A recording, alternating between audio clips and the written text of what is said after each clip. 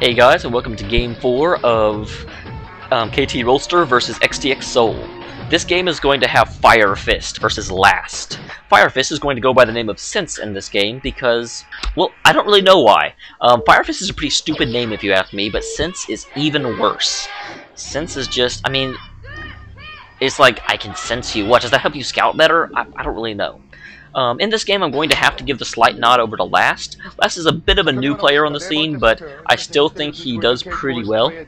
He is done very well, actually, in the little bit he's come out, and Firefist just has a really bad record against Terran. He's okay. I mean, he's actually the captain of KT, which I don't really understand. Usually the captain ends up being someone that's not the best player on the team. I don't know where that rank comes from. But he is the captain, and he does alright against Zerg, and alright against Protoss as far as I remember, but he's lackluster against Terran. And Last is Terran. Last has done really well Terran versus Terran, so I don't know how well that says for his ability against Zerg, but hey, we'll see. I'm still going to give the slight nod to the Last, but I do think this is a pretty even matchup. Last is going to be at the 11 o'clock position in red, while Firefist is at about the 2 o'clock in white. Firefist, I really wish Firefist was in red. I mean, his name is Fire. Maybe that's why he went by Sense. He just knew he wouldn't get red, and he's like, well, if I'm not red, it doesn't even matter. I don't want to be Firefist. So I don't know. I really think Firefist is more of a Protoss name anyway. But oh well. Sense is, I don't know. Sense is not a Zerg name. Sense does not make sense. And he's going by Sense, but he's still scouting in the wrong direction. This is on Roadrunner, by the way, and he's looking for the bottom position, and that is not where it's going to be. But his second Overlord is going for the correct position, going straight over towards Last. So, hey, I mean, it could be worse. He could have got both wrong directions first, and they'd be cross-position.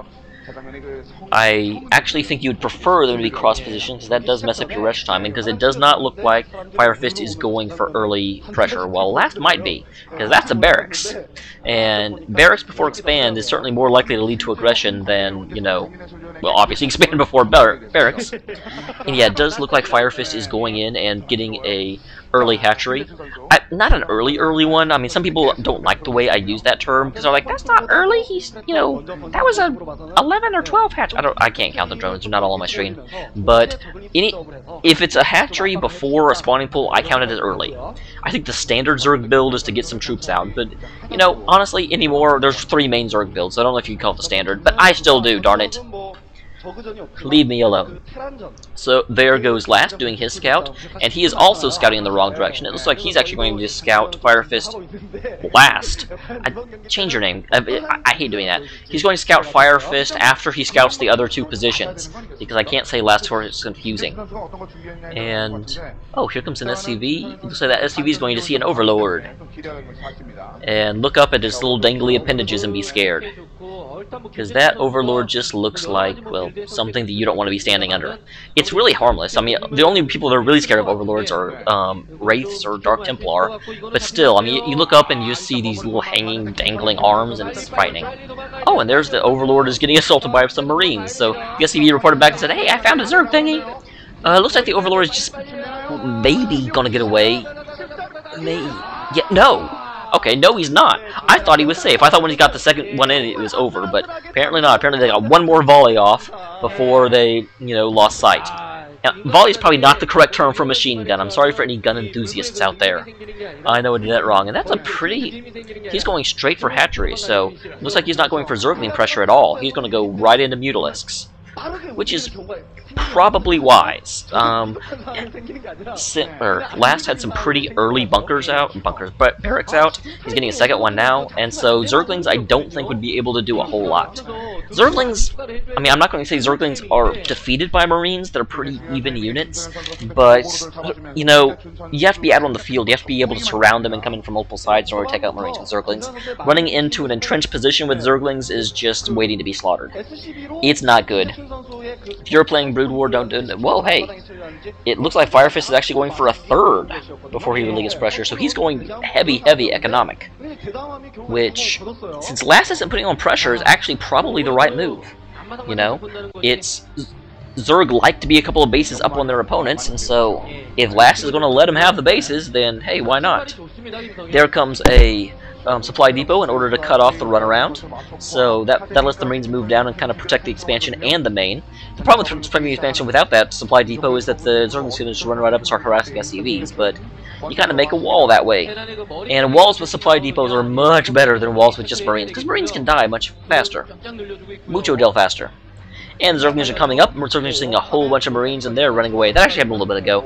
Let me make sure if I'm trying to sync this, I'm listening to this point, I'm not trying to sync it to a few minutes ago, a few seconds ago, something. And there goes the comsat. Hopefully that's the second comsat. Unlike StarCraft 2, comsats are pure awesome. Actually, I shouldn't say that. StarCraft 2 comsats are pure awesome too, but you gotta make decisions with them. Here, comsat just, it's your friend, it just gives you stuff. Doesn't make you think. Probably why they changed it, because we encourage thinking. And there is the third barracks. I hope I see an academy going down pretty soon, because...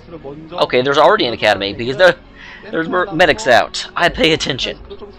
So, the hatchery is... the spire is almost done, and with 3 bases, he can get out quite a few mutas. I don't think he has enough mutas to really take on that, you know, Marine force directly, but that's not the point of mutas anyway. The point of mutas is to harass the main. And the Zerglings tried to run around through that other ramp and get in, and the Marines were like, not gonna let you do it, buddy. So, he is going to be in some trouble here in a second. That is a good group of Medic Marine. And he has, you know, he just lost all his Zerglings, and his Mutalisks are just hatching. Which, what he should do is run out with those Mutalisks and harass the main. I don't think those Mutalisks can really... They might be able to take out the Medic Marine force, but it wouldn't be cost effective. You know, whenever you're using mutas, yeah, you can beat a Marine in a fight, but the Marine costs 50 minerals, and you cost 100 and 100. And gas is so much more valuable than minerals, so it's not even... Can't even say that 4 Marines are worth a muta. I mean, it's just... Medics, kinda, because medics do cost gas as well, but it's a better trade-off, but it's just, it's not worth it.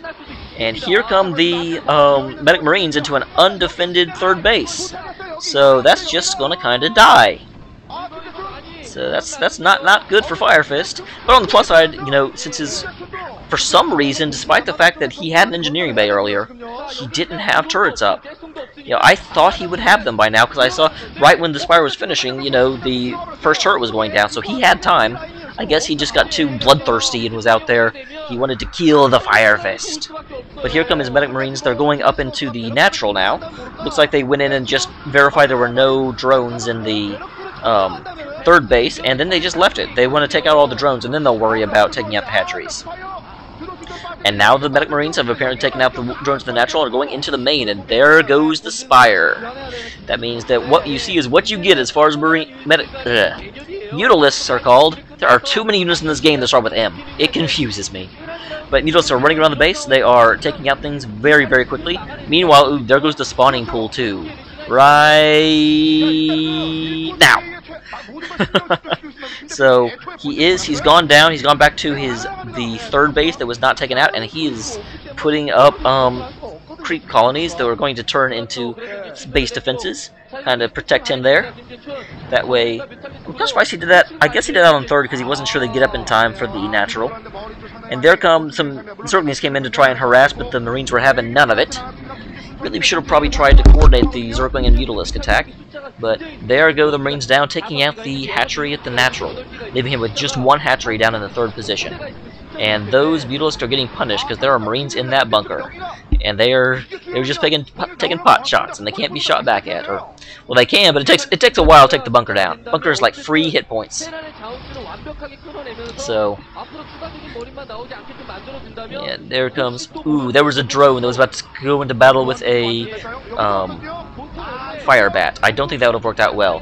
And there, the Marines have gotten down to the 3rd base. Apparently, I guess they took out the creep colonies. I didn't actually see them do that.